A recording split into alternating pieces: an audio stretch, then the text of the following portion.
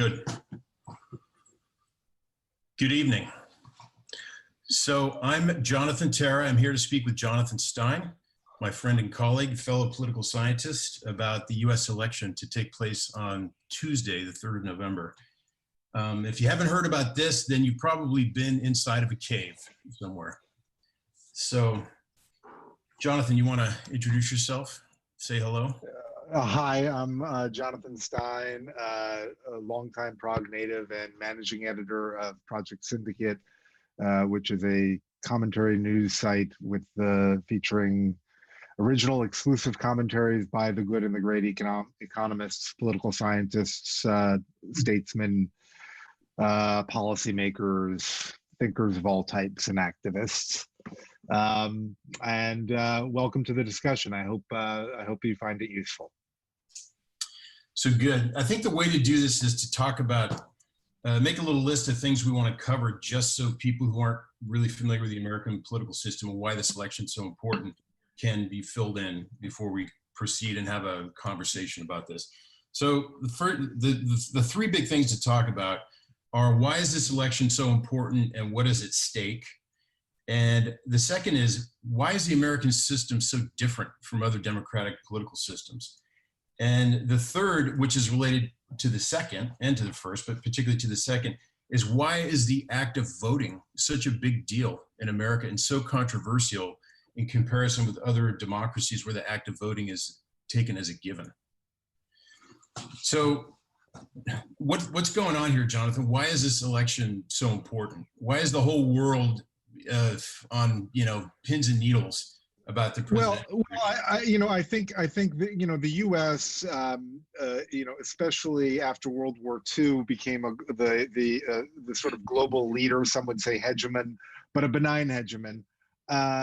Made mistakes, but basically instituted, established, and maintained a rules-based liberal international order. Based on ideals such as human rights and democracy and free trade and a market economy and so forth. And what while many criticized that order and saw signs that it was weakening, it was Trump who really blew the house down. And over the past 4 years, has really turned things very, very much upside down, and that has shaken the confidence of allies. It's bolstered the confidence of some very unsavory regimes around the world, and it seems like this great inversion. And the question is, can we get back to something like normal? Which probably not, but that's what Joe Biden is promising. Or does Trump get a second term? In which case, really, the gloves come off, and given what's happened in the first term, there could really be some very serious, both domestic but also mainly international repercussions. And you see that with the emerging Cold War with China, between the U.S. and China, and whether that Cold War stays cold or whether it becomes hot, in places like the border with India, with Taiwan and the South China Sea, where China has been very assertive about its territorial claims. And the question is, one of the questions is, whether this is something that can be contained by any U.S. president, or whether it's structural. You've got China rising economically, and when a country rises economically to the extent that China has, and this has happened with Britain, it's happened with the U.S. itself when the U.S. displaced Britain as the world leader. Eventually, that economic rise is going to translate into greater global strategic influence, and this is what we've seen with China. And many political economists talk about a a concept devised by the Harvard political scientist Graham Allison called the Thucydides Trap. And Thucydides was, of course, the great Greek historian, wrote the Peloponnesian War, ancient history of the Peloponnesian War. And he had this idea that a rising power challenging the incumbent power triggers a war because there's fear of the new rising power. Yeah, there's a corollary to that in the international affairs literature called status inconsistency theory. And it's Japan's war against Russia, the Russo-Japanese War is often explained by that, where Japan became this emerging power. Of course, it's in the same region as China, and their histories as military powers and as regional powers are heavily interlinked. And assuming that many in our audience are in Europe, this obviously has major repercussions for Europe because the Trump administration has really repelled the allies, the traditional post-war European allies, and has called into question the usefulness of NATO. This should be seen as a continuum. It was under Obama that the U.S. wanted this pivot to Asia, which implied moving strategically the strategic center of gravity of U.S. policy, foreign policy, away from Europe and toward managing China's rise, and that will continue to some extent under a Biden administration. This animosity or suspicion of China is very much a bipartisan phenomenon in the United States. It's not simply the Trump administration. This is something that Democrats have been saying as well, and it will have major repercussions for Europe. Both Democrats, but especially Trump, have been saying that Europe has to pay for its own security, has to pay its fair share, and if there's a silver lining, it's that many European leaders have begun to understand this, that Europe has to become a strategic actor in its own right. It can't simply depend on the US security umbrella anymore. Otherwise, it's going to be caught in this wedge between China and the US. So about NATO, what's changed since 2016? We can speculate about what would happen if Trump were reelected, but what's changed already in NATO under Trump? Well, I mean, you've worked with NATO. You probably have a better understanding of this than I do. But for a very long time, the U.S. and it's not simply again been Trump have been insisting that the European NATO members make good on the pledge to devote 2% of GDP to their defense budgets, and I don't think any European country has done that so far. Some are closer than others, but this will be an ongoing issue. But just as important is that it stimulated Europe to understand that they need their own defense capacity, some kind of joint military or defense capacity. How that interacts with NATO, and the European leaders and NATO officials are all saying there's no problem, there's no contradiction, there's no conflict between a joint European defense force and NATO. That remains to be seen. That raises all kinds of operational issues between NATO and some kind of common European defense force. One of the things about the GDP argument is, so the U.S. spends, what is it, 2.3? I don't know what the new statistics are, percent of its GDP on defense, and it says more than that. It's about 5%. It's very, very high. It's very high. But in those arguments where Europeans are asked to spend the same amount, I've never ever seen the U.S. defense budget broken down into its commitment to the transatlantic alliance, which is the only fair number to ask the Germans and the Norwegians and the Spanish and the Italians and everyone else, and the Poles, to match. And it's ridiculous in many ways to think that the Norwegians and the Germans can spend 2% of their GDP on defense when they've only got defense commitments that are regional and national. The US has a bloated defense budget because our commitments are global. We've got nuclear weapons, we've got huge pension responsibilities, liabilities to people because we've got a huge army and a lot of people are retired. And it's not comparing apples and apples when we're comparing the budgets. And that very rarely gets mentioned. And the Europeans don't mention that in response. I think they're afraid to. Well, yes and no. I mean, I think that what the Europeans understand is that the U.S. Defense spending and allocations of resources to Asia serve European interests as well. A stable Asia, which doesn't have any kind of well-developed security architecture of its own. That kind of U.S. presence in Asia, stabilizing Asia, is very much in Europe's interest as well. So there is a kind of indirect benefit that that Europe derives from all of the U.S. Defense spending.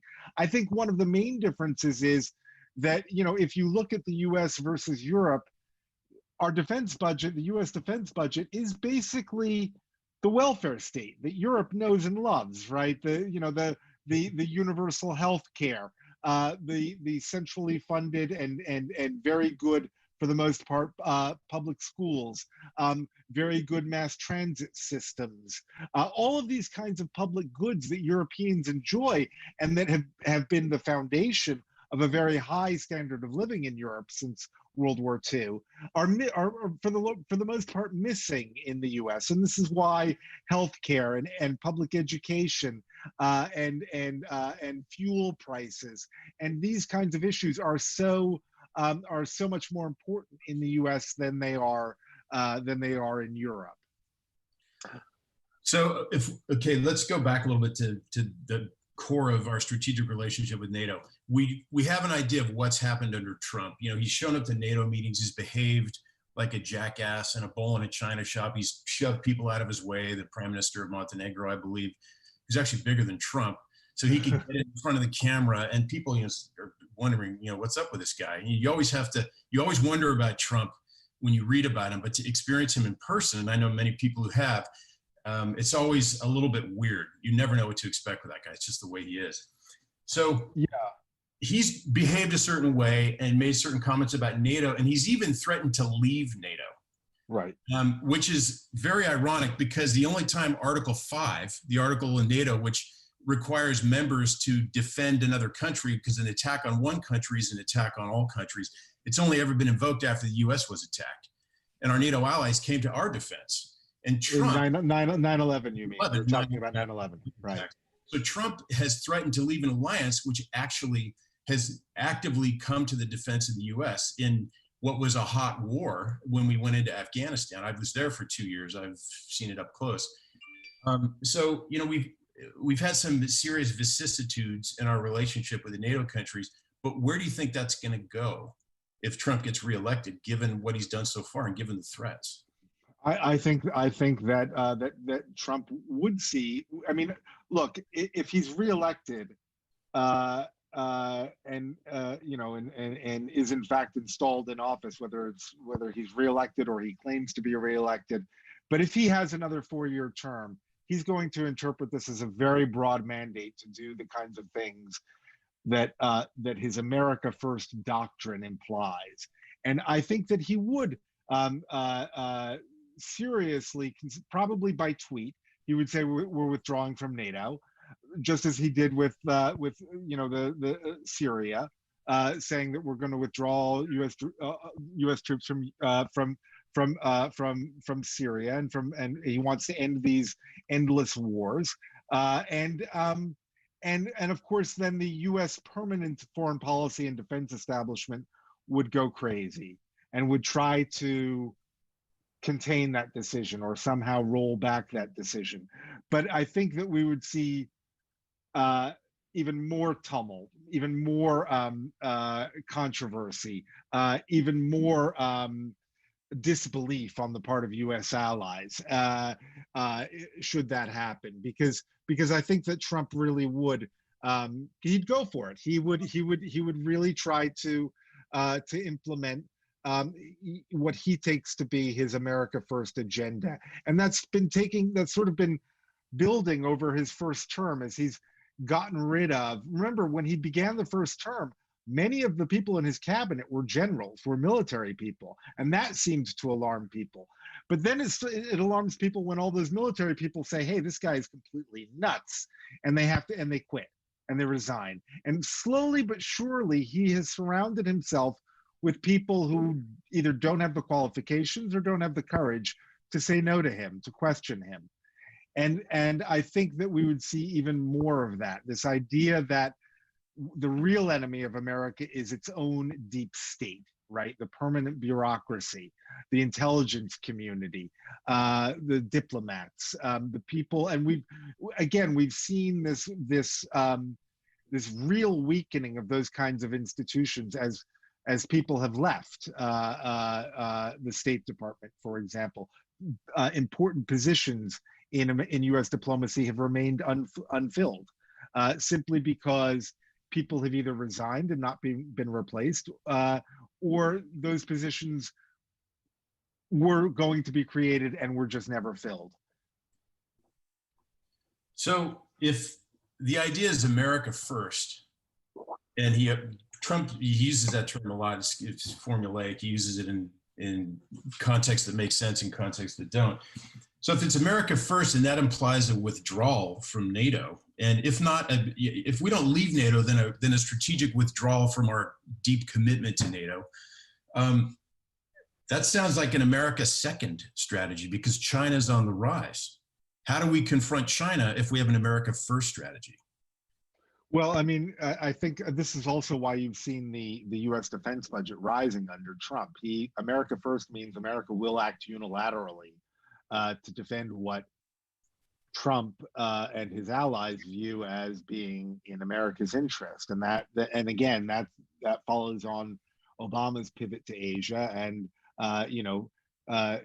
they'll insist on, for example, enforcing freedom of navigation by running ships through the Taiwan Strait, and challenging China's claims in the South China Sea and the East China Sea, by allying more closely with Narendra Modi, the Prime Minister of India, who is also a populist nationalist, like Trump, and a foe of India.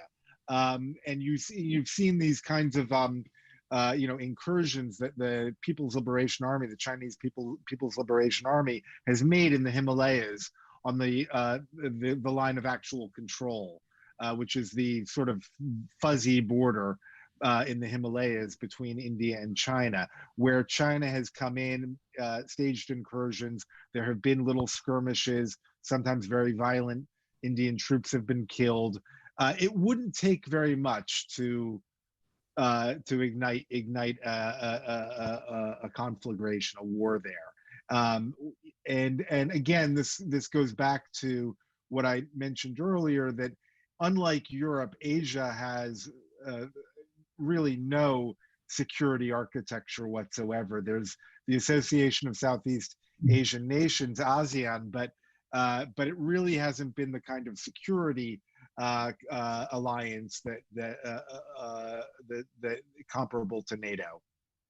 Well, so if we link this back to the stakes and the stakes of a new Trump administration, second Trump administration, China right now, and President Xi, has taken advantage of the pandemic to take advantage of the situation where people in Hong Kong who were demonstrating against the national security law that would allow people in Hong Kong to get sent to the mainland to be tried for all kinds of things related to trumped up charges of treason, for example.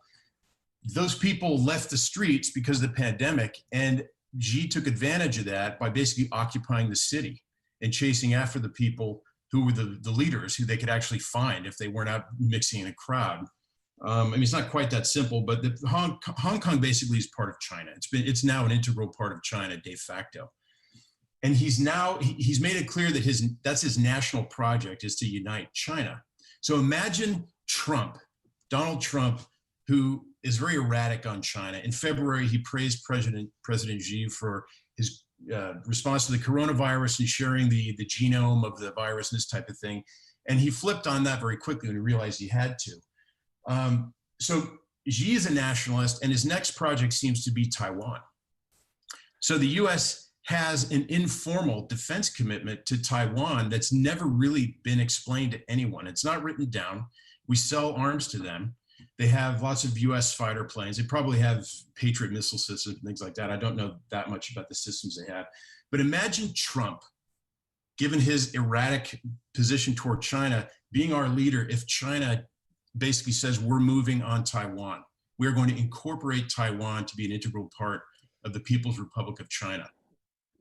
Yeah, well, I'm sorry. I mean, those are the stakes of a Trump presidency in international affairs. Right. So I mean, explain what that would mean to happen. Yeah, I mean, well, look, I mean, China has always had and enforced diplomatically the so-called one China policy. Hong Kong, since 1997, since sovereignty was transferred back to China from the British, the arrangement was called, one country, two systems, right? And it was supposed to last for at least 50 years. And Taiwan, anybody who has relations or recognizes Taiwan bears the brunt of the People's Republic's China's ire, and can be punished quite severely, diplomatically, economically, and so forth. And that's happened with the Czech Republic. Any kind of questioning of the one China policy brings very severe and immediate consequences. But I do think you're right that under Xi, there has been this the one country, two systems policy arrangement with Hong Kong has basically been abandoned. The national security law, really erodes what autonomy Hong Kong had still had. And Hong Kong really was a very different system where civil liberties were protected, and there was an independent judiciary, independent court system. There was some kind of elections. You're also right that he's used the pandemic as a pretext to erode the kind of popular mobilization that we saw and that we've seen in recent years in Hong Kong, going back to the umbrella protests and more recently with the proposal for extending imposing the national security law on Hong Kong. This isn't, by the way, something that's unique to China. Many populist or strongman or quasi-authoritarian illiberal governments have used the pandemic to limit protests. You've seen this in Israel, for example, where there were lots of protests against Netanyahu until, then he said, due to the pandemic, you can only go with a kilometer from your home.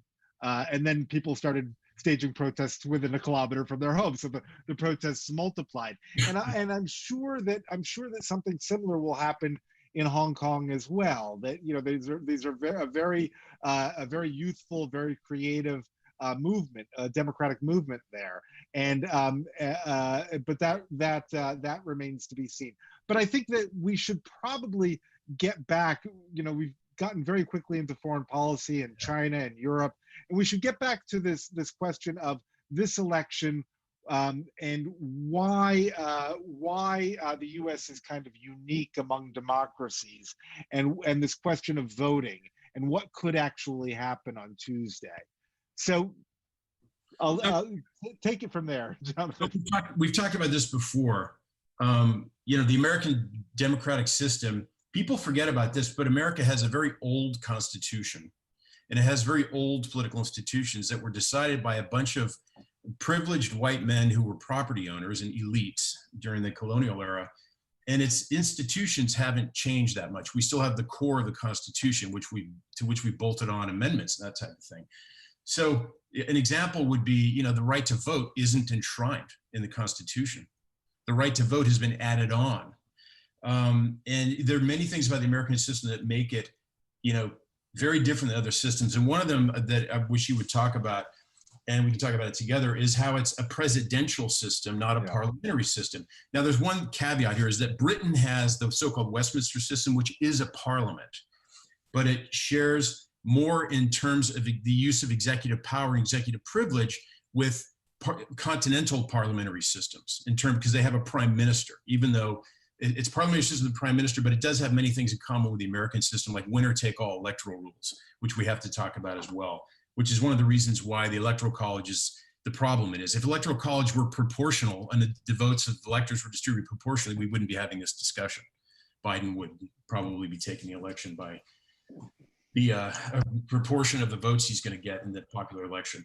So what do you know, we have an indirect system for electing the president. We have a presidential system which creates certain things when it comes to presidential power, and the president being in a fixed term of office versus a parliamentary system.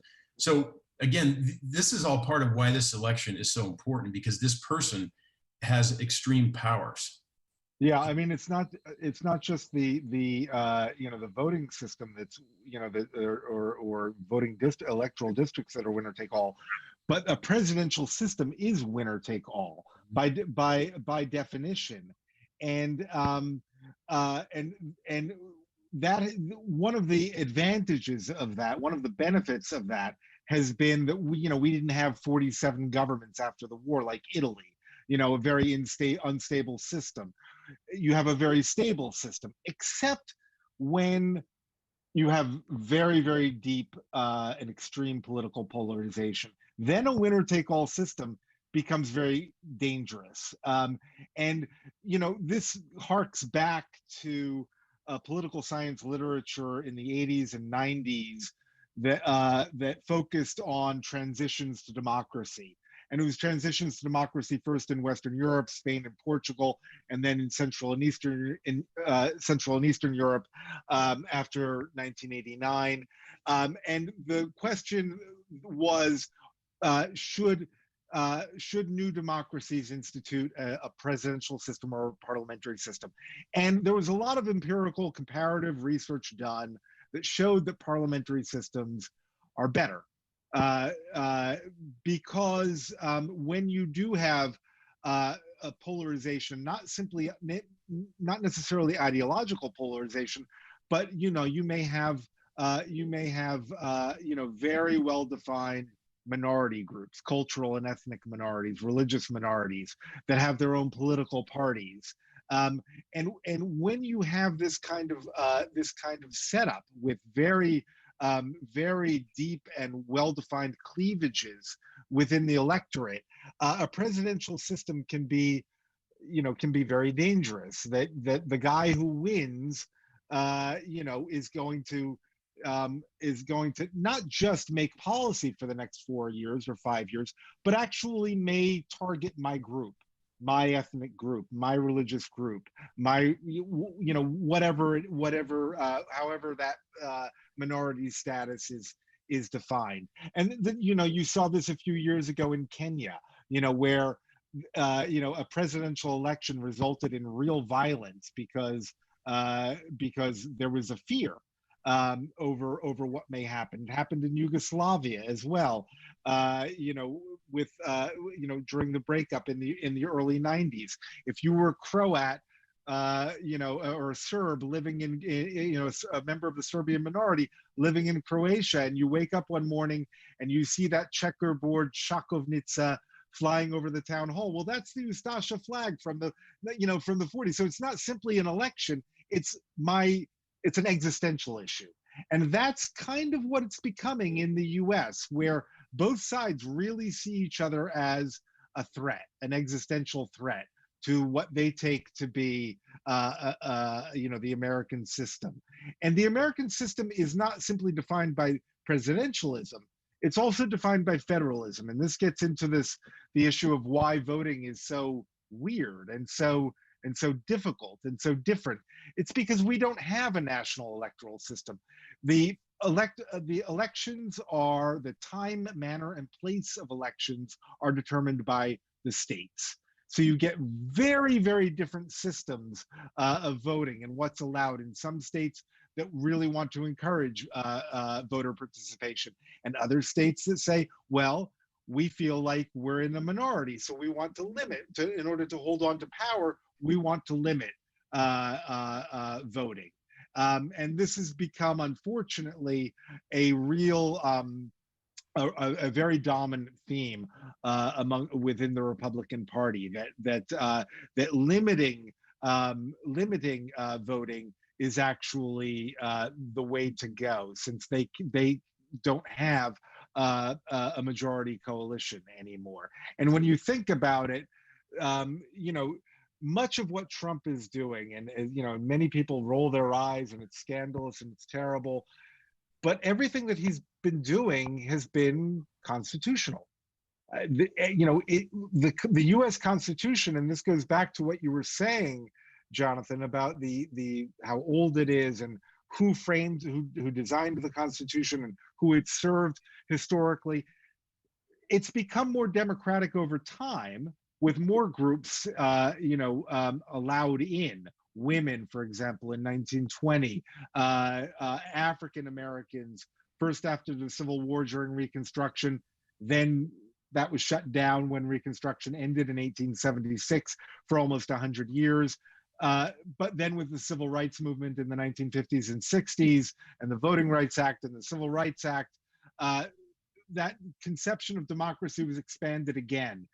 And that was very threatening to many people. You got this real switch, you know, in America, known as the Southern Strategy, in 1968, after Lyndon Johnson enacted the Civil Rights Act and the Voting Rights Act. The Democrats lost the South. Prior to this, the South had been solidly a Democratic region. I mean, it was really a one-party system. The Republicans were associated with Abraham Lincoln for almost a century, and the Civil War and Reconstruction and Black emancipation, and so reactionaries, white reactionaries in the South, their political home for almost a century was the Democratic Party. These were known as Dixiecrats, and all of those Dixiecrats switched as soon as Lyndon Johnson enacted the Civil Rights Act and the Voting Rights Act. And in 1968, the Republican Party appealed to those voters in the South and their politicians. Many of the big Republican politicians, senators and congressmen and representatives in the South had been Democrats, and they became Republicans. And it was, again, very much about race and the politics of race, which you know, has been, you know, I think it was Gordon Wood who called it the original sin of slavery, you know, in the U.S., of African slavery in the U.S. And it's been with us, and it's become you know, it's been a chronic issue, and it's been an issue that has really defined U.S. politics, and you certainly see that now. But many of the institutions within that are set up and established by the U.S. Constitution, the Electoral College, the Supreme Court, lifetime appointments to the Supreme Court, you know, Senate rules like the filibuster. These are all counter-majoritarian institutions and mechanisms, and the Republican Party has taken advantage of those mechanisms you know, to maximum effect. But it's not like this began with Trump. This began a long time ago, and 50 years ago, and Trump is taking it, I think, to its logical conclusion. One thing that's worth mentioning is, so the Voting Rights Act under Johnson was passed in 1965, and it took about 5 years to take full effect, where African Americans, blacks, choose your term, were fully incorporated and actually had the effective franchise and were voting. And that means, interestingly, that the US, which is one of the oldest democracies in the world, took until 1970 to become a fully inclusive and consolidated democracy. A lot of people don't think of it that way. They think America was democratic after women got the right to vote. but it's a paradox in many ways when you look at it like that. But I want to know what you think about how Trump is taking advantage of the legacy of institutionalized voter suppression in the South, and what happened after the Compromise of 1877 when President Hayes took over, and he was another one who got in without winning the popular vote. He won the Electoral College in a pretty grubby compromise, as you probably know, with Louisiana and South Carolina, in exchange for demobilizing the federal army.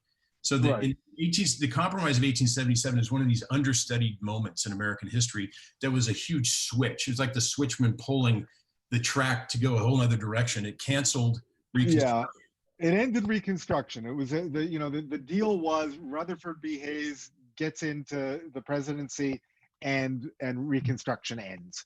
And that was the deal. And Reconstruction was really a fundamentally important period. It was like a constitutional refounding almost. You had the 13th, the 14th, and the 15th Amendment came during that period after the Civil War, an end to slavery, the 14th Amendment, creating birthright citizenship and equal protection and due process clauses. I mean, this was really a kind of a second American Revolution, and it was shut down very quickly for almost a century by that compromise that you mentioned, in 1877, and it had a fundamental effect on political development in the United States. So yeah, I mean, I think that Trump is taking advantage of mechanisms like gerrymandering. You redraw electoral districts so that you minimize the influence of African Americans. You maximize the influence of whites in rural areas and suburban areas. But the dilemma for the Republican Party has been, and they've really had no choice but to become an anti-democratic party if they're not going to expand their coalition to include, more women, more African Americans, more Latinos. That the white population of the United States is going to be a majority minority country very soon, where people of European descent are no longer a majority, and the challenge for today's Republican Party is, how do we manage that? How do we remain in control of political institutions when we don't have an electoral majority? And you've seen this since one of the ways that they're doing this is by emphasizing the federal judiciary, both the district courts, appeals courts, and especially the Supreme Court. And this is really, the Supreme Court especially it's really remarkable when you think that of the 9 justices on the Supreme Court, 5 were picked by Republican presidents who did not win a popular majority, right? They were picked by George W. Bush. 3 have been picked now, selected and appointed by Trump. The 2 presidents without a clear mandate. Yeah, I mean, it's really amazing. In 2000 and again in 2016, I mean, Trump lost by almost 3 million votes in 2016, which is a very decisive popular vote victory for his opponent, Hillary Clinton. But she lost these 3 key states, Wisconsin, Michigan, and Pennsylvania, in the Electoral College. She lost those states by a combined total of less than 100,000, fewer than 100,000 votes, which is, it's really remarkable. And I read, shortly after that election, that Trump could actually win again, even if he loses the popular vote by up to 5 million votes, which is really remarkable. It says something about the loss of legitimacy in the U.S., but of political legitimacy, and you see this again with Trump naming Supreme Court justices who are, very handpicked,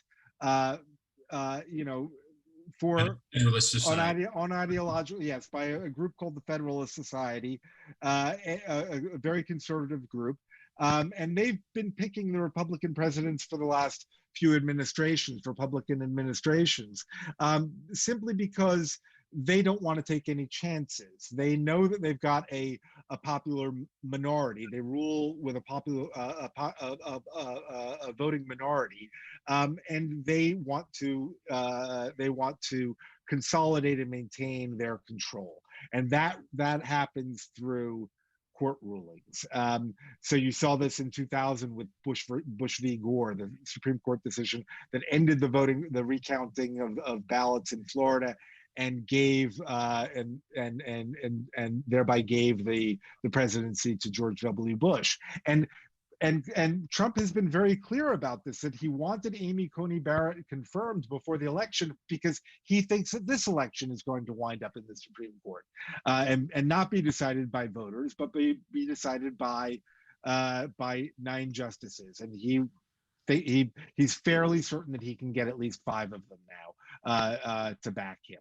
Whether that's true remains to be seen, because the Supreme Court has always had to walk this fine line of, yes, they're appointed, the justices are appointed for life by the president, but they want to be seen as a non-political institution. And really that illusion is gone now, because of the rulings that the court has made in recent years.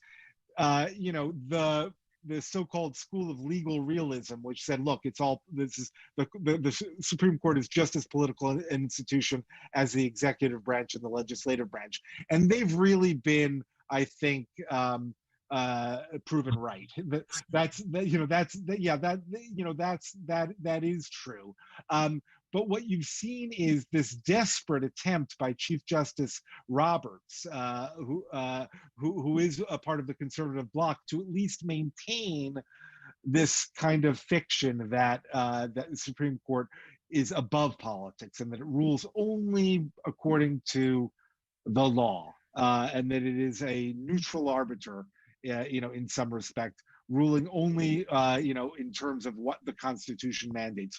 Which, of course, many people would say what the Constitution says about this or that is an open question. Right. So a logical question to ask about a party in a 2-party system that has become, basically an outdated party in terms of its ideas, and it has to maintain power by having a minority coalition.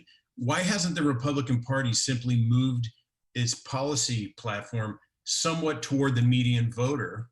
And in other words, why hasn't it tried to capture more votes in the middle of the normal distribution of votes? That's what parties do. They moderate over time, and they become a majority party. Why haven't they done that? Because their voters, if you do surveys of Republican voters and you look at what they think about healthcare, for example, they actually like many of the elements of so-called Obamacare. But when you call it Obamacare, they don't like it because it suddenly is associated with the Democratic Party. But if the Republican Party wants to win elections fair and square and have a majority coalition and not rely on political chicanery and subterfuge, the way of cutting the Gordian knot is to move their platform toward the median voter and attract moderates. Yeah, there are many, many moderates who would vote Republican. Why don't they just do that? Well, I mean, I think again, it really, and you've seen this with Trump. One way or another, it comes down to race and it comes down to white supremacy, and that's a disturbing thing to have to admit, but I think it's very true. I mean, recall, I don't know how many people watching this watched the second debate between Biden and Trump, but Trump said, "I am the least racist person in the room," right? And which is patently false. I mean, you recall that he came to power, he made his name politically by challenging the fact that Obama was born in the US. Here was this black man who'd become president. So obviously he had to be foreign. He could not be an American citizen. He was born in another country, and he shouldn't have been. And this is why, for years Trump was saying, "Show me the birth certificate. Yeah. Show me." This was a patently racist move, and always, in other words, always kind of otherizing Obama by saying Barack Hussein Obama, right? Also, and showing Kenyan. His father wasn't American; he's Kenyan. Yeah, so he's a foreigner yeah. and a Muslim. Yeah, but let me put the question to you, Jonathan. I mean, do you agree? Do you think that race plays this kind of role, or do you see other reasons why the Republicans? I think I would just add to what I said that this kind of white supremacist agenda dovetails very, very neatly with the rich people's agenda, with the corporate agenda of not keeping wages down, never raising the minimum wage, or raising it very, very, very, very meagerly. Not offering, paid vacation or daycare, or all of the things that most advanced economies, most OECD economies have instituted, and now their citizens take for granted. This kind of agenda is a very popular one. I mean, if you look at those kinds of policies, it's not like Americans are uniquely, individualistic. Yes, that's a part of American political culture, but do they want affordable health care? Yes. Do they want high quality public schools? Yes. Do they want affordable universities? Yes. I mean, they want all of the things that people everywhere want. But these kinds of wedge issues on race, on abortion, on so forth, have really served the 1%, as I guess Bernie Sanders would put it, the very wealthy elite of America, who have become, under Republican governments and Democrats too, but we've really seen it go to extremes under Trump, have become even richer. They've become even wealthier. So inequality has become a very severe issue. How do you divert people's attention if you're interested in inequality and in sustaining that kind of system? How do you make that popular? How do you make inequality popular? Right? Yeah, exactly. And you use race to do it. You say it's the what is it called? There's a political science term, last place aversion. That at least you're not black. You are a white, an aristocracy of everybody who's white, right? And this was really a way of keeping that voting bloc cohesive, keeping it together. And instead of getting class-based politics, you get this kind of racial identity politics. This is one reason why. Well, to answer your question, you just go back.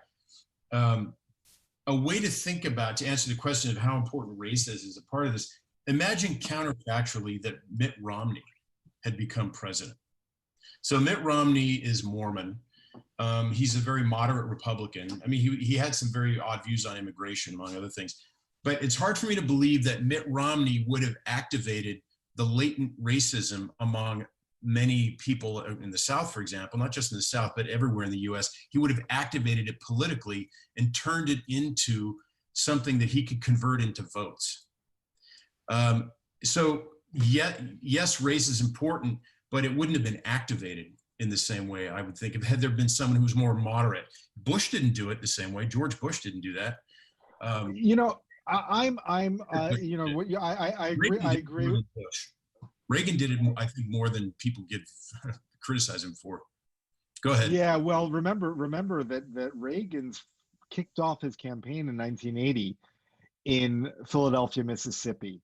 And that was the town where the 3 civil rights workers were murdered by the Ku Klux Klan in 1964.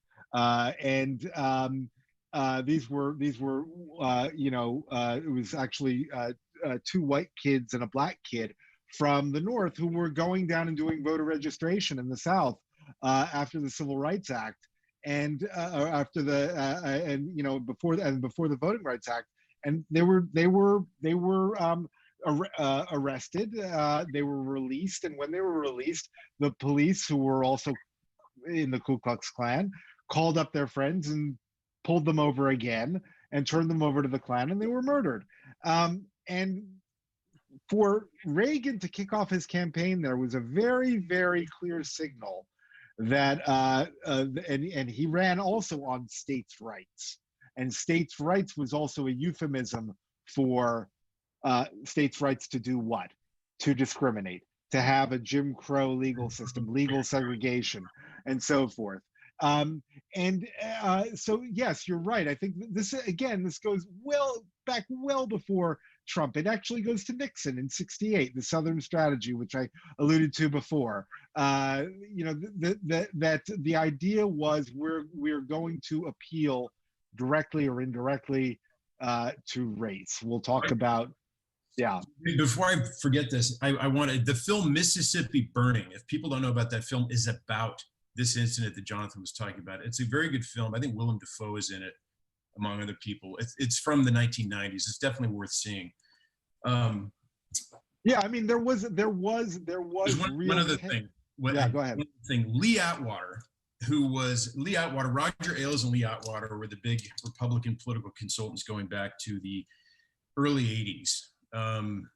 Probably even before that.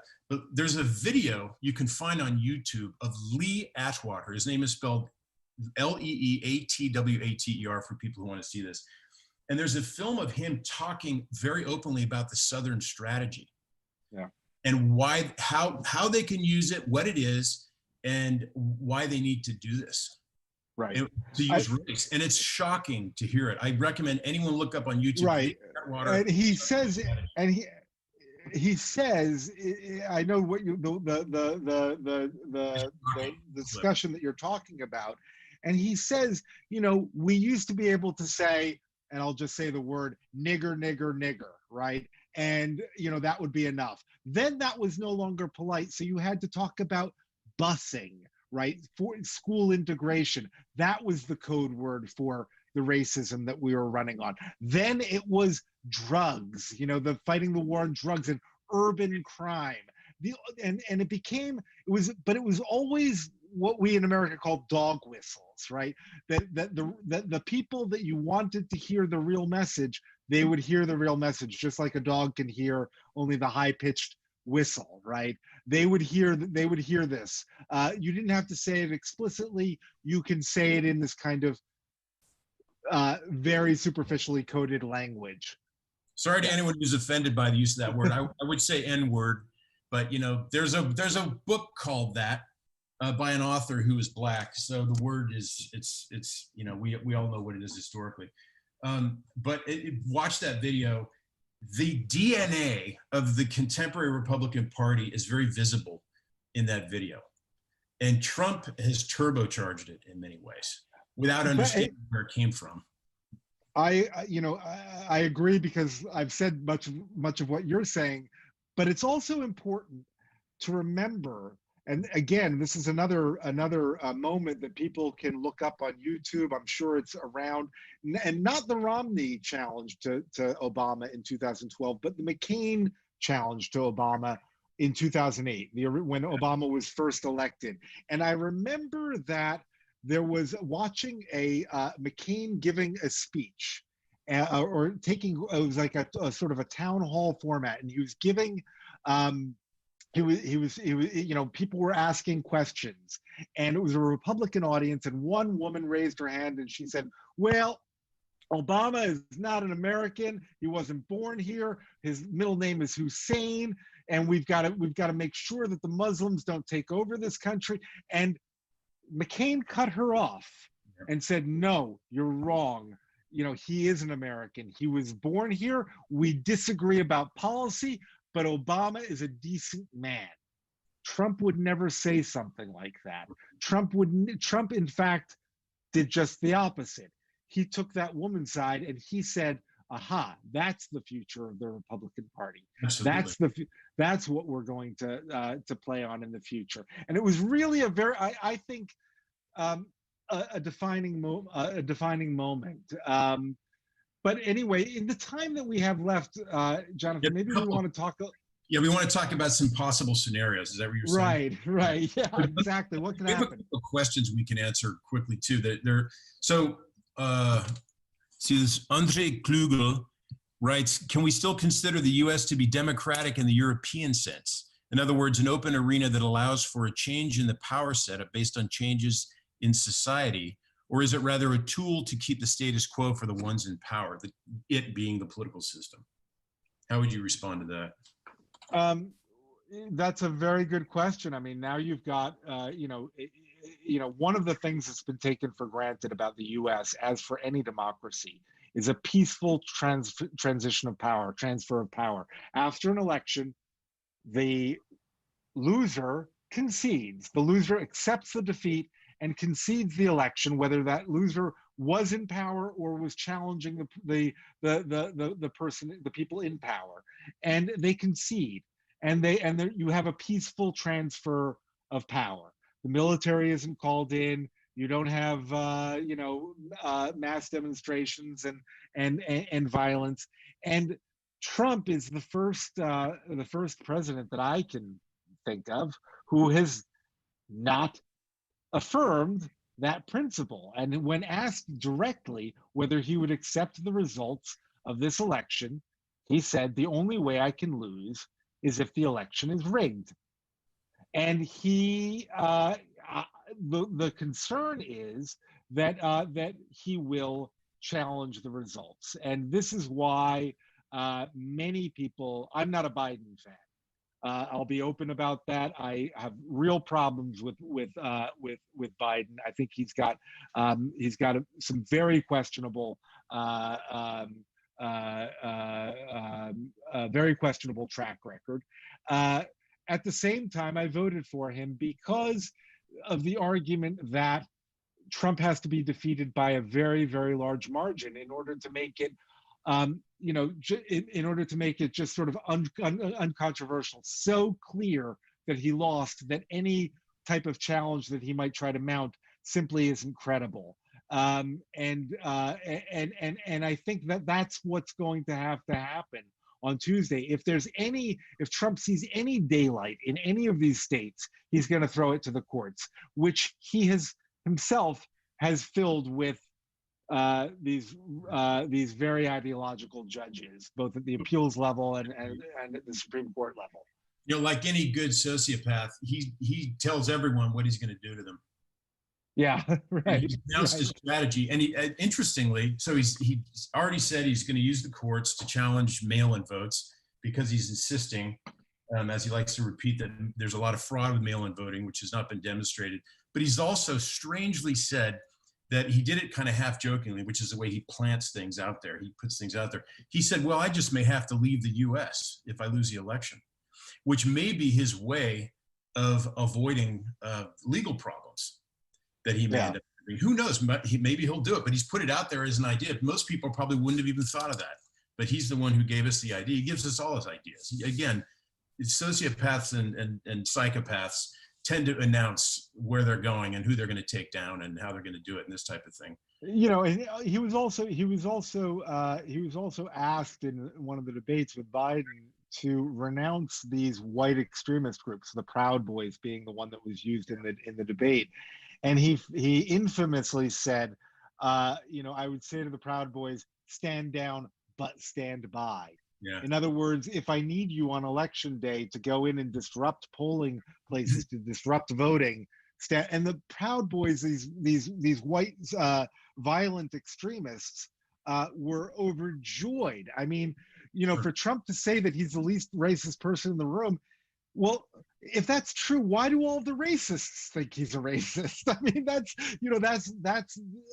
the question. And he is giving them encouragement, at the very least, tacit encouragement, like he did in that instance with the Proud Boys. But also, telling the so-called squad, these four women who, on the left, this is Alexandria Ocasio-Cortez and Rashida Tlaib and Ariana Presley and Ilhan, from Minnesota. He told them to go back to their countries. Well, only one of them was not born in the U.S. You know, and she was came to the U.S. from Somalia as a refugee. But again, that is signaling, you know, to his voters, look, these non-white women, and he's very misogynistic, obviously. It makes it sound as if there's some kind of sinister organization. Yeah, yeah. Well, that's true, but they've embraced the term themselves, you know. So maybe like the term Obamacare. Right, right. Yes. But that was another dog whistle, right? As we say, to tell them to go back to their countries. Well, Yeah. you know, what's Alexandria Ocasio-Cortez's country? The Bronx. Yeah. Right. I mean, you know, it's kind of ridiculous, but he's telling her and everybody who looks like her that they're not the real Americans, right? That they're, you know, they're something else, you know. So I want to answer that question. By the way, it wasn't from Andrzej Kulba. Andrzej sent it to me. The person who sent it did not put his or her name there. But, you know, the question again is, can you consider the U.S. to be democratic in the European sense, an open arena where power changes happen, power transitions? It's very different than the European system in a couple of important ways that don't get said out loud very often, but people really understand this. The US has a system that's a minoritarian democratic system where the Senate, which has 2 senators per state, Wyoming, which has about 500,000 people, has 2 senators, and so does California, which has 40 million. That institution has the power to block laws. And the population of the states that now have a majority in the Senate is much, much less than the population of the states that have a minority in the Senate.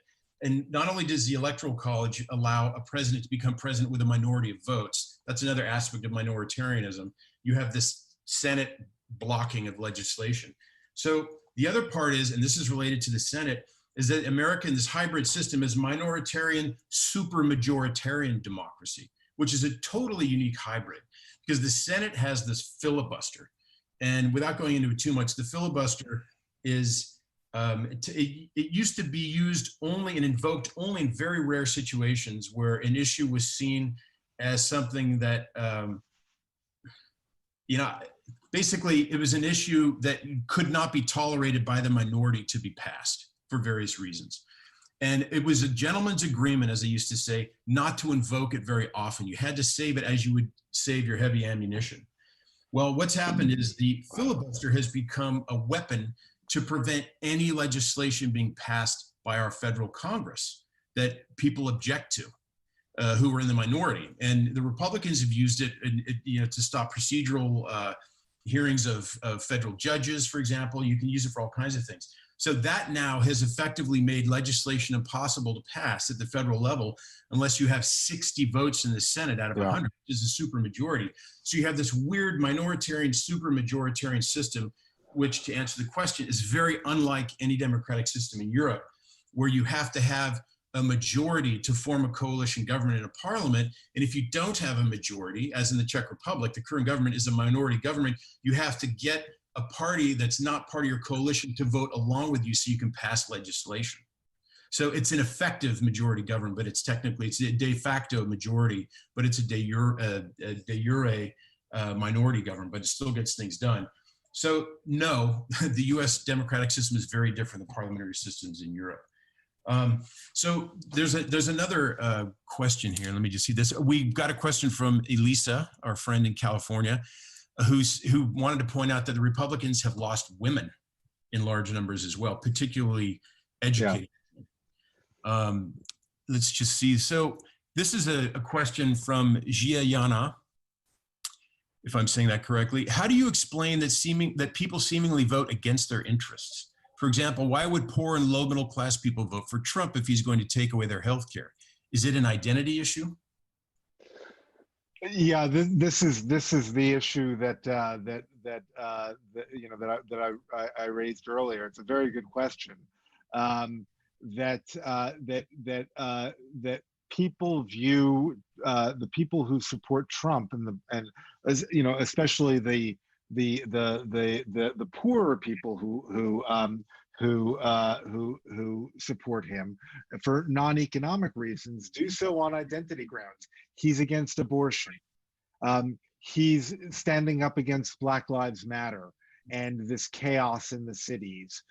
So it becomes again a racial issue. And I am at least white. I may not be rich, but I've got this identity, and we are the real Americans.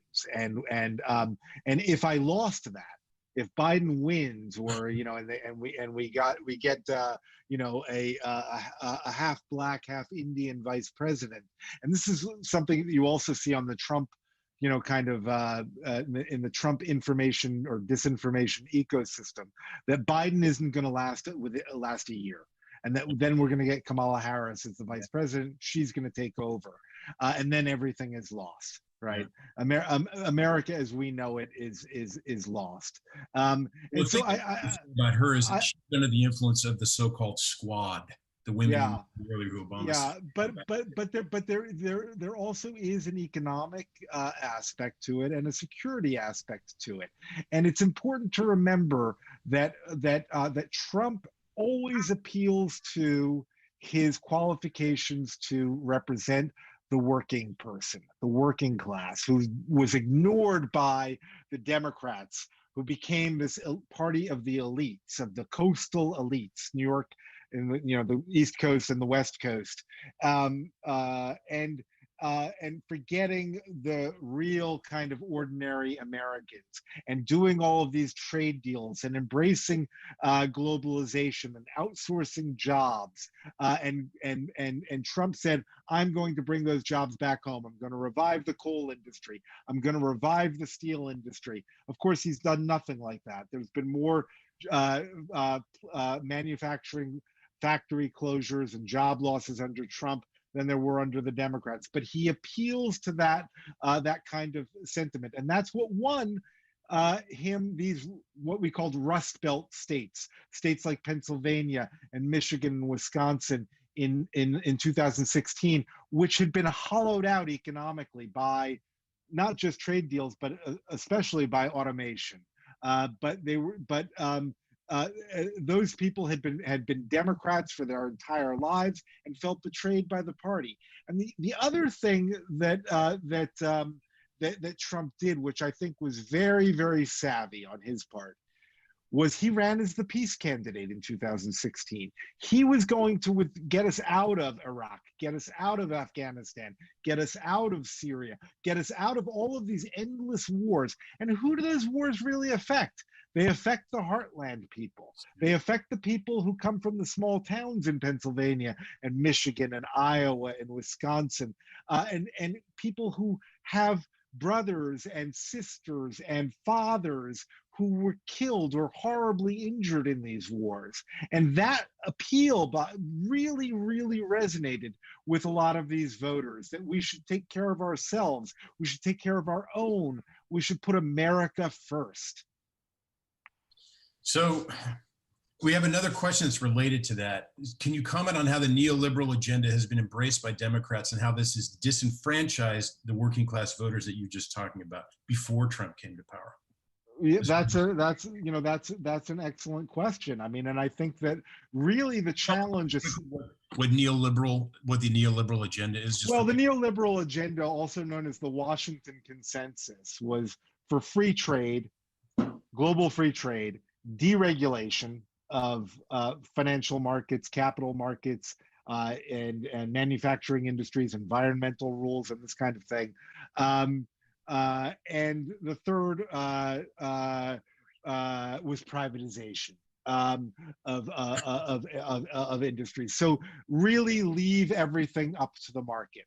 And when you think about the history of the United States, the middle class, and the U.S. has this very, famously a middle class country, but the middle class was created by the government in the U.S. It was all a product of the 1930s New Deal, which was not simply Franklin Roosevelt, but after Franklin Roosevelt, it was also Eisenhower embraced the New Deal. Nixon embraced the New Deal. That was the regime in the U.S., and that meant support for homeownership through tax deductions, support FHA, Federal Housing Administration, underwritten loans for homeowners, union membership, public education. All of these things that created the middle class were really goods that were public goods that were provided by the government. And this neoliberal turn where you take all that stuff away and you turn it back over to the market. You bash the unions, which the Democrats were very much in favor of doing. After the New Deal kind of regime was overturned by the Reagan Revolution, the Reagan-Thatcher Revolution, the Democrats had to go along with that, and the Democrats did. And you saw this under Clinton. The big weakness for the Democrats in the 1990s that Clinton saw was this idea of welfare, right? That there was too much welfare benefits, and it was creating a culture of dependency and weakening the incentives to work. They embraced this agenda very much, just as Republicans had embraced the New Deal earlier. The Democrats embraced very much the Reagan Revolution, and in fact, Obama said in 2008, "We accept that Reagan was right about the primacy and the importance of markets." And for me, that was sort of like, okay, this guy is still within that Reagan regime. And of course, if you're a victim of that regime, if your standard of living has declined because of global free trade and automation and declining public schools and all of the rest of it, neoliberalism doesn't look so good. And if Trump is anything, he doesn't. His rhetoric is not neoliberal. If he were a successful populist, if he were a smart populist, he would be more like somebody like Perón in Argentina, who rules from the right but also provides welfare and some semblance of workers' rights or paternalism towards workers. Trump hasn't done that because he's still in this sense he's with the exception of free trade, he is very much governing as a traditional Reagan Republican. Deregulation, privatization, turn things over to the market. Environmental deregulation. Environmental deregulation in particular, and this is why he withdrew the U.S. from the Paris Climate Agreement, and that was very much at the behest of the Koch brothers, who are some of the richest people in America, and they're made their money on fossil fuels. This is where their the source of their power lies, and but he covers all of that up, the real agenda, the economic agenda, with this appeal to white identity, fear of the cities, fear of minorities, and fear of, which is often coded as fear of crime, right? And so forth. Yeah. One of Trump's big accusations and lines about what's going to happen under Biden presidency is they're going to abolish the suburbs, which is a way of right. They're going to build federally subsidized low-income housing and throw it next to your ranch house in the suburbs. And then your investment, your personal security, the beauty of your neighborhood, it's all going to go down the toilet. And he does this constantly at rallies, and he portrays everything in zero-sum terms. We win, you get to keep everything, and I'll protect you. You lose, or I lose, and you lose everything you've ever worked for. Yeah. And that no other president has ever done that. That's unique. Yeah, bringing it back to Tuesday. What happens on Tuesday? I do think that it's pretty fairly beyond doubt that Biden will get a popular vote majority, and I think that he'll even win the Electoral College. That given the polling in key states like Florida and Wisconsin and Pennsylvania, And even states like Arizona are in play. Georgia is in play. These traditionally Republican states. And one of the reasons, and it gets back to the first question, one of or statement that came from California about losing women voters. Women can't stand him. For the most part, he had to beg women, please like me. Yeah. A couple of weeks ago, because really he's really repelled women. And the other key segment of the population that he's really repelled are elderly people, senior citizens, people over 65. And that's hugely important, because those are the people who are most likely to turn out and actually vote. Exactly. And his handling of the COVID crisis has just absolutely turned them off. So he's down by about 10 percentage points with senior citizens. And that's really huge. And that could cost him a state like Florida, where I just was until this afternoon, where, my father lives there, and many people, elderly people, retire to Florida. And in a state like Florida, which has really suffered during the COVID pandemic, old people have taken notice, and they're not buying it, and they're not liking it. And I think that unlike in 2016, they're going to vote against Trump in droves.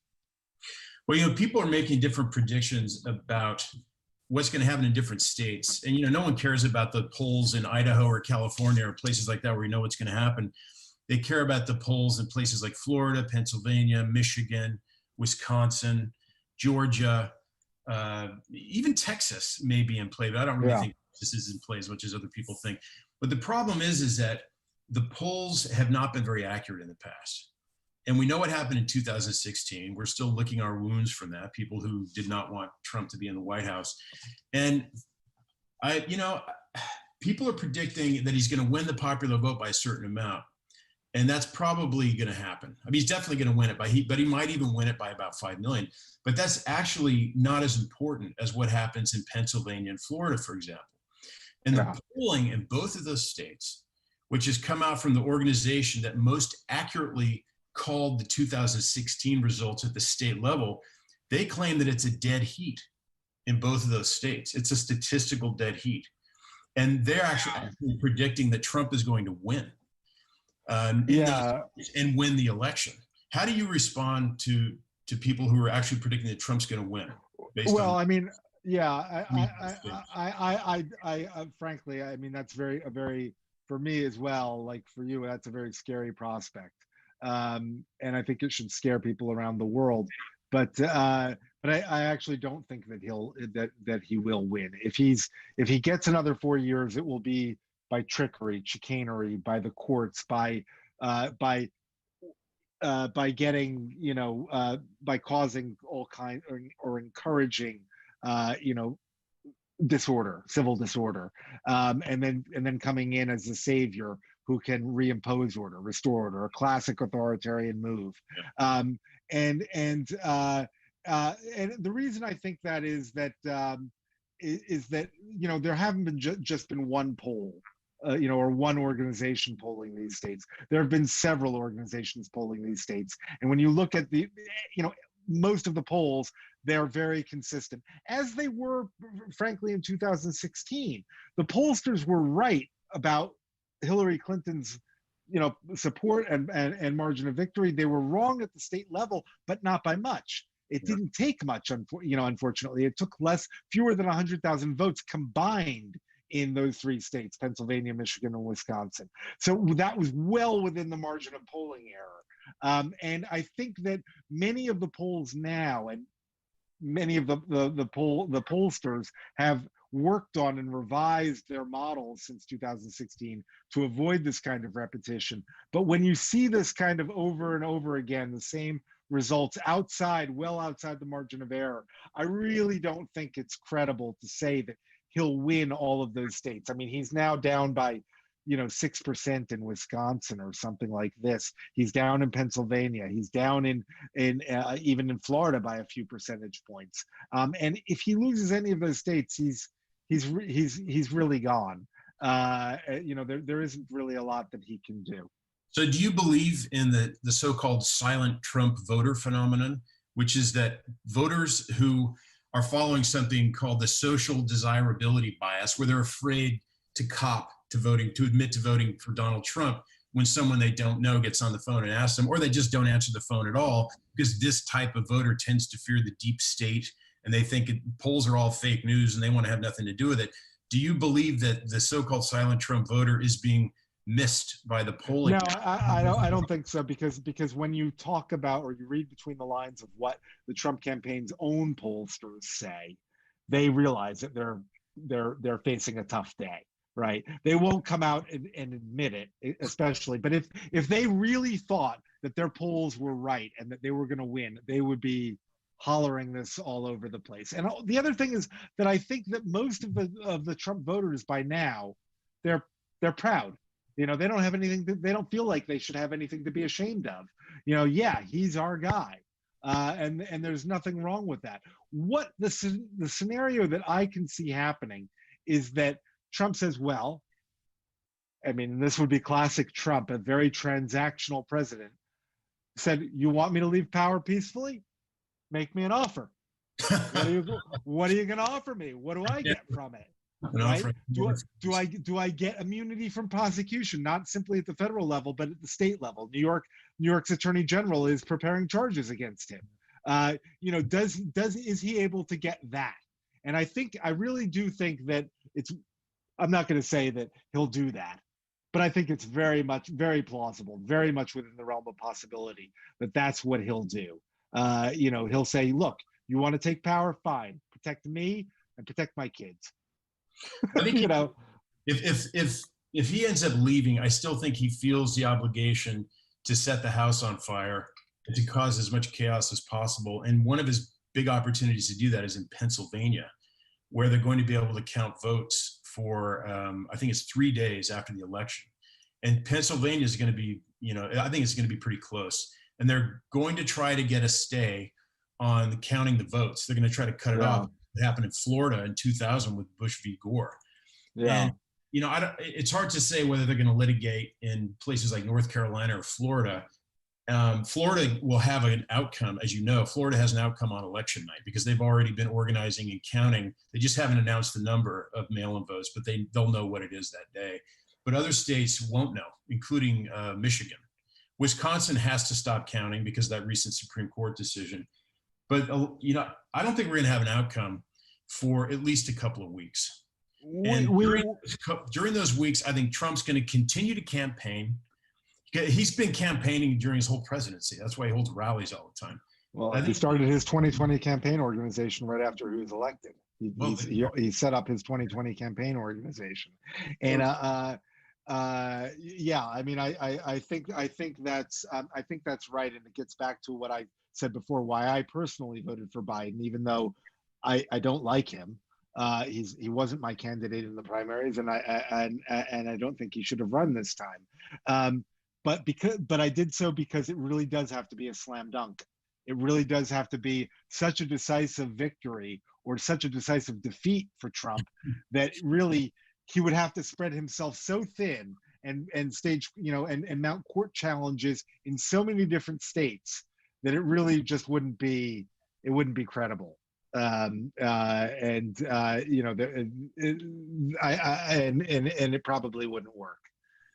So we got a question from a very old and very good friend of mine, Marty Teal in San Diego.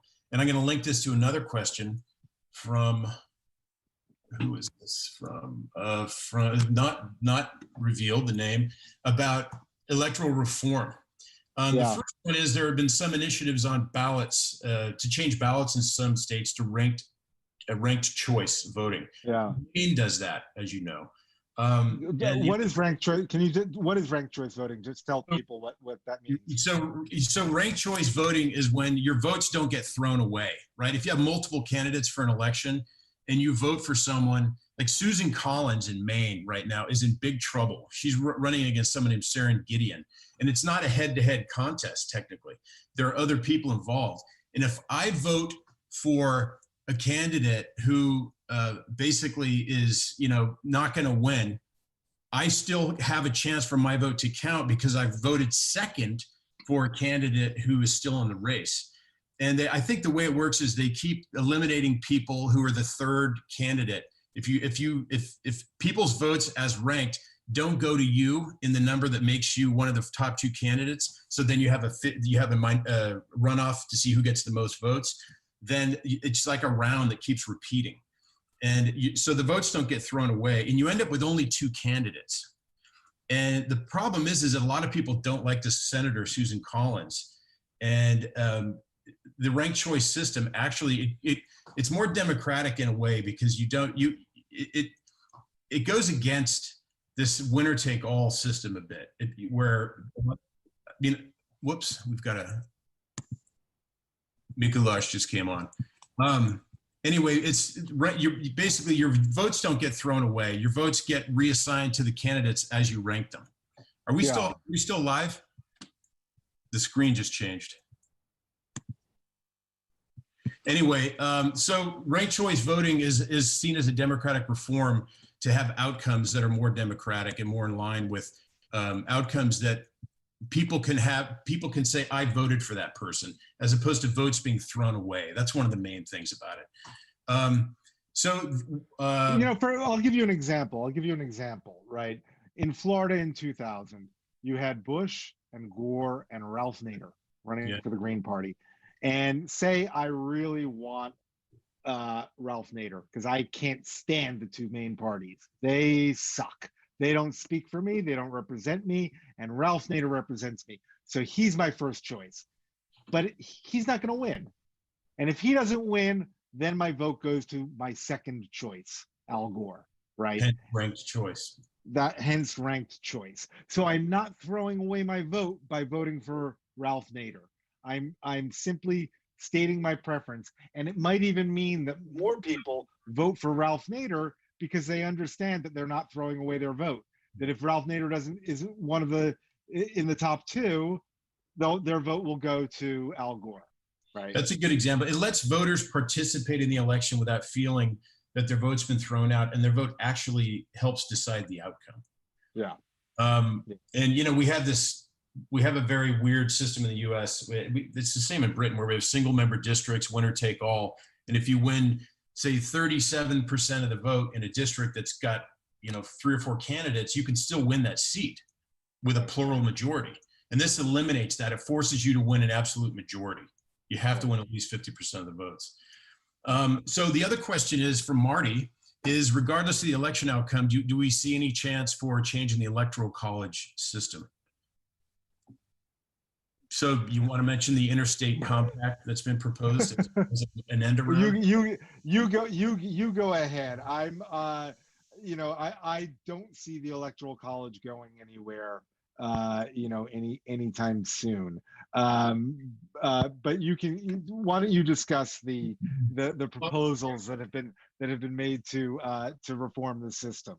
So I just heard a Stanford law professor say yesterday in a discussion I heard, which was recorded several days ago. She said that there's nothing else in history that has had as many proposals from the Constitution to change it as the Electoral College. There have been more proposals to change that than anything, and they've never gotten anywhere. The Electoral College is considered, kind of a permanent baked-in part of the Constitution that now serves the needs of a party that's a permanent minority party. It's its only hope for hanging on to the executive branch. So the chances of it being abolished are pretty much zero right now, unless to pass a constitutional amendment to do that requires supermajorities in both houses of Congress, and you have to have a majority of, I think you have to have a simple majority in 2/3 of the state assembly. It has to be ratified in 36 states. Yeah, right? And that's just, and that's why I think that's why I think it's not going anywhere. Because so many of the state legislatures are under Republican control, and it's in their interest to maintain the Electoral College, this this counter-majoritarian institution, which has served them very well. That's what gave George W. Bush the election in 2000. It's what gave Trump the election in 2016, despite losing the popular vote. So the proposal that's an end around to getting rid of the Electoral College, it's an interstate compact that I have to look up the actual title. There's a formula for it, but it's basically an agreement between states. The idea is that if we can get states to agree, states that total 270 electoral votes total, which is what someone needs to win the presidency, if we can get states to commit to assigning their electoral votes to the popular vote winner, then we don't have to worry about the Electoral College anymore. We've effectively neutered the Electoral College as something that determines outcomes. The thing is I think there are only about 130 or 140 electoral votes right now from states that have committed to doing that. But one thing people who support that don't talk about is, how do you enforce it? You're going to have states change their constitutions or change the legislation in the states that forces them to go with the popular vote winner, even if someone has won in their state. And you're going to have objections to that always. So you would actually have to have state law change at a very high level. It would probably require constitutional changes. And so if you got over 270 with the commitments from states, there's always that last hurdle of think of the constitutional challenges to that. This is why I don't think the Electoral College is going anywhere, again, because it always comes down to not just the constitutional considerations, but the straight up partisan political considerations. Republicans have enough support, enough voter strength to block this kind of reform, and that's a shame. But I think that the time has come, if we want to see these kinds of structural political reforms, institutional reforms, it's time that the Democrats play constitutional hardball. And that means, for example, expanding the number of appeals court judges, expanding perhaps or threatening to expand the number of Supreme Court justices, and so forth. And the question that I have, and one of my doubts about Biden, is whether he has the courage and the vision to do that kind of thing. He's always been the guy who said, I can work in a bipartisan way. I can reach across the aisle to my Republican colleagues and get a deal done, and move the country forward. Well, you can't do that anymore. The Republicans don't want to cut a deal. The Republicans want raw power play, and you saw this again most recently with the confirmation of Amy Coney Barrett. Well, Biden is an institutionalist, which means he would defend the court as it is. He believes in the sanctity and the preservation of institutions, and he trusts that they will work because we'll all end up doing the right thing. Yeah, but the Supreme Court wasn't always 9. It was, at one point it was 5 and 6, and the number of Supreme Court justices is not in the Constitution.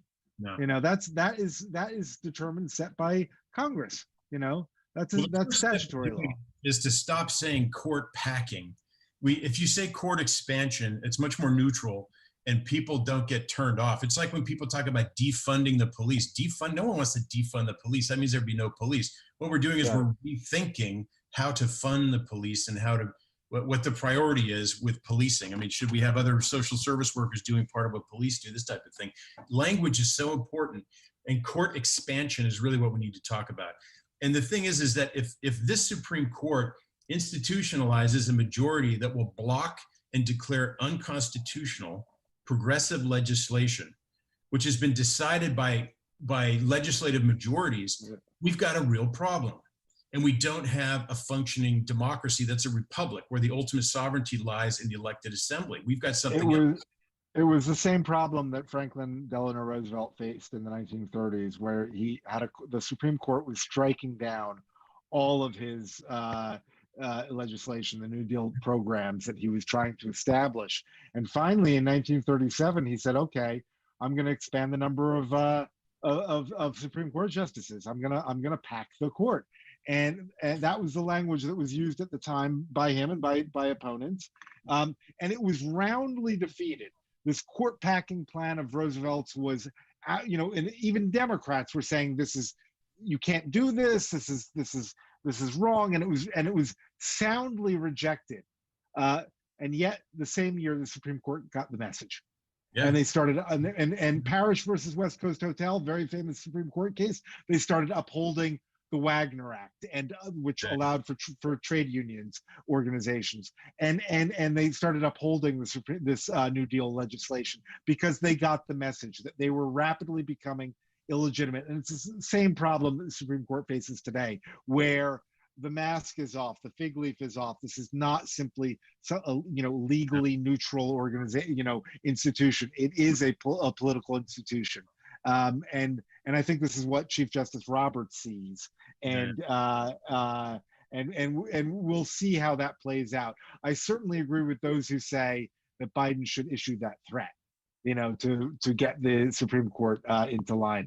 I think we should probably wrap this up, Jonathan, because I've got deadlines and and I need to get back to it. So if you want to say some concluding remarks, or if there's one more question that's interesting. Whenever I think about court packing in the Roosevelt era, there's always this beautiful little anecdote that comes to mind. When I was a senior at UC Berkeley, I was on the 5-year plan because I did an extra year in France.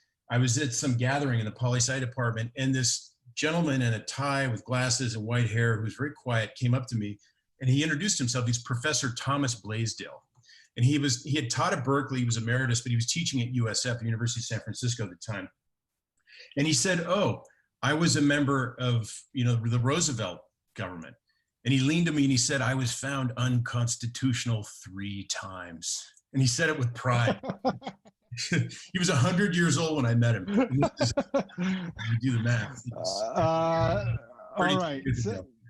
But anyway, thanks for doing this. And I think that basically, the stakes of this outcome, of the election outcome, are what we've been talking about. But it's not over till it's over. And I actually think the most important election in our history was 4 years ago, not this year, because norms have been kicked over.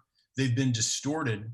And someone who has been in the presidency has shown that if somebody who is not a virtuous politician, somebody who doesn't have the character to handle the kind of power that a chief executive has, if someone who is unable to do that is willing to abuse those powers, that person sets a precedent for people in the future to do the same thing. And I think that the damage has largely been done. But I shudder to think how much more damage can be done. But I think the last election was much more damaging in the long run than people realize. I agree with that. I disagree with you about the norms issue. I think we've talked about this before. It was George W. Bush who was torturing people and secretly, renditioning them to other countries and violating what many Americans thought were core ideals about human rights and rule of law. So I really do think that Trump is a symptom, more than a cause. He's the end result of a system, and which, by the way, included strengthening the presidency dramatically, and that started well before Trump. And it continued, clearly under George W. Bush, and Obama embraced it too. Obama didn't say, "Oh, I want to give up some of these powers. If I'm going to make a war, I'm going to get Congress to declare, under the Constitution, it's Congress that's supposed to declare wars." When was the last time that happened? Yeah. World War II, right? When was the last, and this is a symptom of this kind of hypertrophied presidency, this very, very powerful, centralized, unaccountable presidency. That's also partially responsible for that. That really, but that's also not Trump's doing. Again, Trump has, as I think, he's taken it to its logical conclusion, but he didn't cause it. Let's end it there. I'm very hopeful. I do think this election is extremely important for the U.S. I don't think that the U.S. will be able to simply return to normal, which, as Biden has been putting it. I think there will have to be a real change, political reform, economic reforms. I think that if there's an attempt to go back to this kind of neoliberal agenda of the Reagan-Thatcher era, which the Democratic Party bought into, I think they're in real trouble, and they're just setting themselves up for Trump 2.0, who could be much more effective than the one we know now. So, Jonathan, I with the pandemic, we won't be able to watch the results together, or even in two separate gatherings. Enjoy the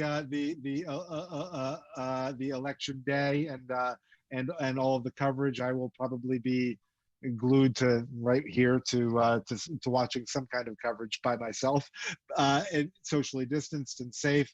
And everybody in the audience as well, thank you for tuning in, and stay safe. Yeah, good. So we're done.